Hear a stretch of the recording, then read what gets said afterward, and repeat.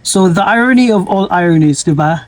So ito nga yung OVP, Office of the Vice President of the Philippines.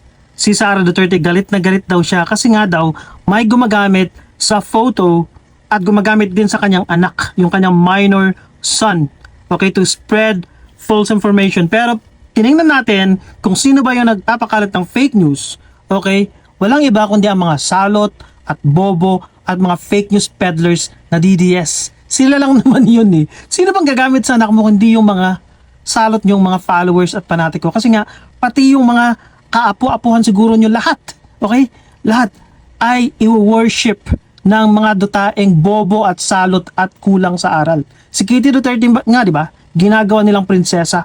So lahat kayo, pati yung kaapu-apuhan nyo ay sasampayin ng mga salot nyong mga followers. So ito na nga yung post ng OVP kahapon lang. This is 10 hours ago. Sabi niya, pahayag, I condemn the unauthorized use of my minor son photograph to spread false information. Hindi ko kailanman ginamit ang aking mga anak sa pagsulong ng aking interes at mahigpit ko silang pinagbabawalan na makisali sa mga usapang politika sa labas ng aming tahanan.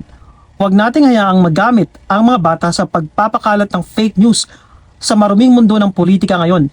Ang proteksyon ng kabataan, anak ko man o hindi, ay responsibilidad nating lahat. Salamat, Sara Z. Duterte, Vice President of the Philippines. In fairness naman kay Sara, hindi niya ginagamit talaga kasi yun yung ginagawang spokesperson anak niya, hindi niya sinasali. Meron niya lang isang beses or ilang beses siguro.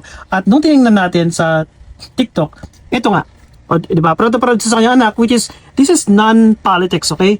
In fairness naman sa kanya, hindi niya ini-exploit yung anak niya, kagaya ng ginagawa ng iba, okay? Pero, Sara Duterte, Fiona, okay? Yung mga alipores nyo, yung mga putang inang mga followers nyo, sila yung bobo. Hindi nila maintindihan yan. They're gonna use every member of your family kung makita nilang kasama mo, okay? Para i-promote ka. Yun yung ginagawa nila. O, balik ulit tayo doon. So may nagsabi, ipasubpina na daw. Mami, ipasubpina mo ang page na yan. May nag-comment. DDS page yan, oh. Di ba may nagsabi, DDS page yan. Mga post pa lang halata na.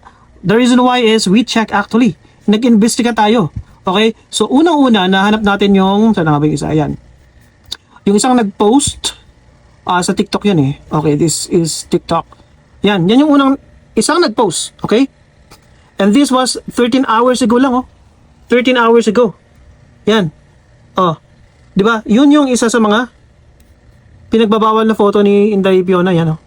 Oh, naka-mask yung photo ng anak niya. Which is I really agree na huwag gamitin yung mga minor kids. Okay, kung pumayag naman yung parents, kagaya ng iba, edi why not, di ba? Yun yung gusto nila eh. Pero this one, okay, in fairness naman kay Fiona, hindi siya yung tahasan gumagamit sa mga anak niya, which is, I admire that para sa kanya, okay? Pero yun nga, yung mga followers nilang bobo at salot, yung problema.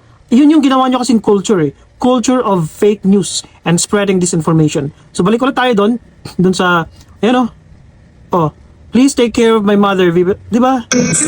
Kahit sino naman ako, mabibwisit ako kung kanyan yung followers ko. Wala eh, yan yung follower nyo eh. Okay, yan yung mga alipores nyo, mga bobo, salot sila. O yun yung mga comments sabi dito, I will support salot, di ba? Puro mga positive.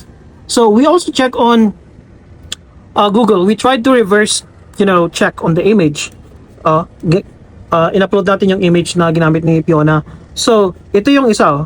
Yan, kumalat na yung condemnation ni Sara sa online. Pero itong isang DDS fake news page, okay, this was 12 hours ago. Napansin nyo, 10 hours ago yung statement ni Fiona.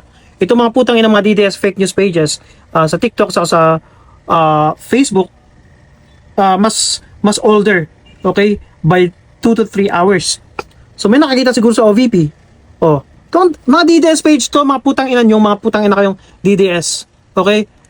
This is a DDS page. Bongbong Marcos resign. Yan, Cebu flash report. And this is a freaking DDS page with 211,000 followers. Mas malaki pa yung following nila sa atin. Diba? Nagpapakalat sila ng fake news. So bakit hindi nyo ipasubpina, demanda yung mga putangin ng followers nyo? Kasi yun yung ginawa nyong culture. Culture of spreading fake news, culture of fanaticism. Okay? So sisihin mo yung mga putang inang followers mo, mga bobo, salot, at mahilig magbanta. Fiona. So yun lang. Have a good day.